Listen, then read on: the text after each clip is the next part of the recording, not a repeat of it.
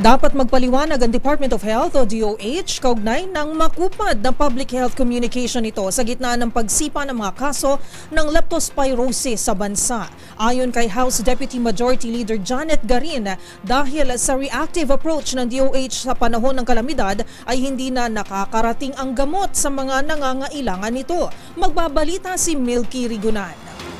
Kwenensyon ng mabagal na aksyon ng Department of Health para sana napigilan ang pagtaas ng kaso ng leptospirosis na pinalala ng makaranas na mga pagbaha dahil sa bagyong Karina at Habagat. Sa isyong pambayan, sinabi ni House Deputy Majority Leader Janet Garin, dapat nakapreposition na sa mga health centers, evacuation centers at mga paaralan ang doxycycline. Ipinapainom ang doxycycline para maiwasan ang infection, lalo ang mga lumusong sa baha na posibleng mabiktima ng leptospirosis.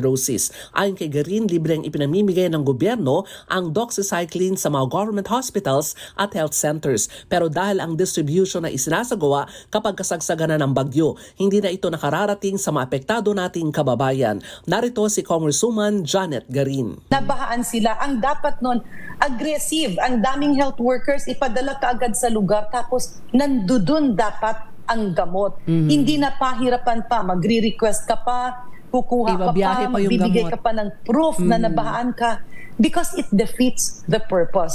So this is a failure of appropriate and adequate public health communication. Sa datos ni Garin, mula Enero hanggang Hulyo, naitala ang 162 na namatay dahil sa leptospirosis at umaabot na sa 1,444 ang kaso at hindi pa rito kasama ang hindi na ire-report o hindi na diagnose. Sabi ni Garin, maraming dapat na ipaliwanag ang DOH sa sanding sumalang ang 2025 budget ng naturang ahensya. Para sa MBC TV Network News, ako si Milky Rigunan, una sa Pilipinas, una sa Pilipino.